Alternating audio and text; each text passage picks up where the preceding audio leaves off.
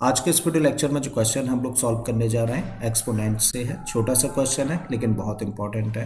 इस क्वेश्चन में हम लोगों को दिया है इफ a अपॉन बी की power x minus one equal to b upon a की power x minus three then find the value of x की पावर x। तो क्वेश्चन में देखिए हम लोगों को यहाँ पर एक कंडीशन दे रखी है और इस कंडीशन के बेसिस पे हम लोगों को x की पावर x की वैल्यू फाइंड करने के लिए बोला गया है। ठीक है, तो चलिए स्टार्ट करते हैं और वैल्यू फाइंड करते हैं। सबसे पहले जो कंडीशन हम लोगों को दे रखी है ना, इसको एज इट इज एक बार हम लोग लिख लेते हैं। और जब हम लोगों ने कंडीशन को एज इट इज लिख लिया तो अब हम लोग चेक करेंगे कि भाई जिस वेरिएबल की वैल्यू हम लोग को चाहिए क्या वो बेस का पार्ट है या फिर वो पावर का पार्ट है। तो हम लोग देख पा रहे हैं कि भाई x की वैल्यू हम लोगों को चाहिए और x तो पावर का पार्ट है। तो इसका मतलब जब पावर का पार्ट है तो दोनों साइड्स में हमें क्या करना होगा, सेम बेसिस लेके आने होंगे।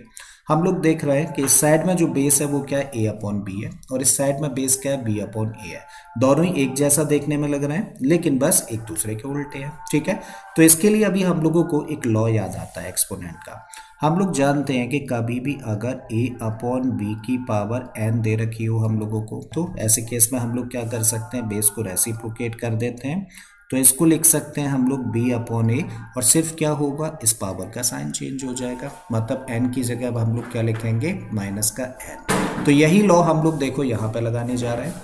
इस साइड को तो चलो ऐसे ही रखें, तो हम लोगों ने रखा a अपॉन बी और इसकी पावर क्या है, इसकी पावर है x minus one and this equal to, हम लोग बेस को रेसिप्रोकेट कर रहे हैं तो इसको लिख सकते हैं a अपॉन बी। लेकिन जैसे ही बेस को रेसिप्रोकेट करेंगे तो पावर का साइन चेंज हो जाएगा। तो देखो पावर क्या है, पावर है x माइनस थ्री, तो साइन चेंज होने का मतलब क्या है कि बाहर माइनस आ जाएगा। ठीक है, फर्दर इसको लिखना चाहें तो देखो a अपॉन बी हम लोगों ने ऐसे ऐसे ही रखा और x माइनस वन भी रखा और यहाँ पे अब हम लोग काम करेंगे तो a अपॉन बी तो ऐसे ही रखिए। माइनस का साइन ब्रैकेट के बाहर होने की वजह से क्या होगा, अंदर के साइन चेंज हो जाएंगे। तो जो नेगेटिव है वो तो पॉजिटिव हो जाएगा और पॉजिटिव को पहले लिख देते हैं और जो पॉजिटिव है वो नेगेटिव हो जाएगा, तो इसको हम लोग बाद में लिख देते हैं। अब हम लोग क्या देख रहे हैं, हम लोग देख रहे हैं कि दोनों साइड्स में सेम बेसिस हैं, बीच में इक्वल का साइन है। ये तो तभी पॉसिबल है ना जब दोनों साइड्स की पावर्स भी कैसी हों, इक्वल हो। सो दिस इम्प्लाइज कि x माइनस वन किसके इक्वल होगा, ये इक्वल होगा 3 माइनस एक्स के।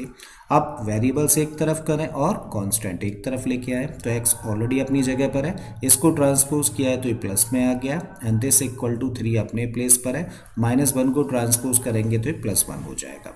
ये बन गया भाई 2x और इस साइड में दोनों को प्लस कर दें तो 4। तो इस तरीके से x इक्वल टू कितना निकला, 4 अपॉन 2। तो x इक्वल टू कितना आ गया, 2।